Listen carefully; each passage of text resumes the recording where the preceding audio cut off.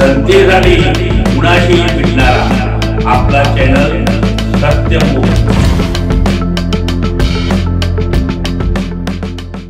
होड्यांच्या शर्यतींचा थरार पाहण्यासाठी हजारो संख्येने जलक्रीडा प्रेमींनी उपस्थिती लावली होती। पंचगंगा नदी किनारी दरवर्षीप्रमाणे यंदाही श्री पंचगंगा वरदविनायक भक्त मंडळाच्या वतीने होड्यांच्या भव्य शर्यतींचं आयोजन करण्यात आलं होतं।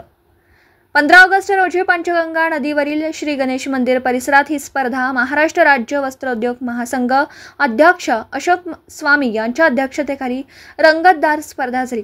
यावेळी शर्यतीत विविध गावच्या 11 बोट संघांनी सहभाग घेतला। प्रथम शर्यतीचा शुभारंभ आमदार डॉक्टर राहुल आवाडे यांच्या शुभ हस्ते शुभारंभ करण्यात आला।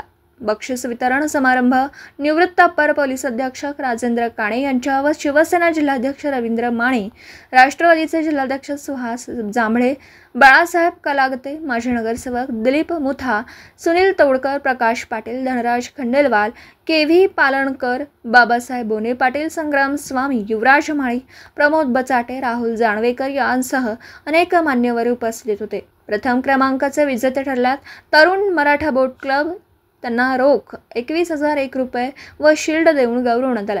तर द्वितीय क्रमांकाचं बक्षीस रॉयल कृष्णा बोट क्लब सांगलीवाडी 15,001 रुपये व शिल्ड देण्यात आला।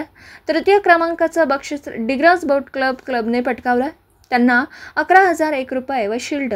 तर चौथ्या क्रमांकावर राहिल्यात वरदविनायक बोट क्लब 7,001 रुपये शिल्ड देऊन गौरवण्यात आला। शिवाय पहिल्या 4 क्रमांकाच्या पुढे स्पर्धा पूर्ण करणाऱ्या प्रत्येक होडीस 1,000 रुपयाचं मानधन देण्यात आलं। स्पर्धेला पोलीस प्रशासनासह महापालिका यांचा सहकार्य लाभला। श्री पंचगंगा वरदविनायक भक्त मंडळ, श्री वरदविनायक बोट क्लब इचलकरंजी यांनी शर्यत यशस्वी होण्यासाठी परिश्रम घेतले।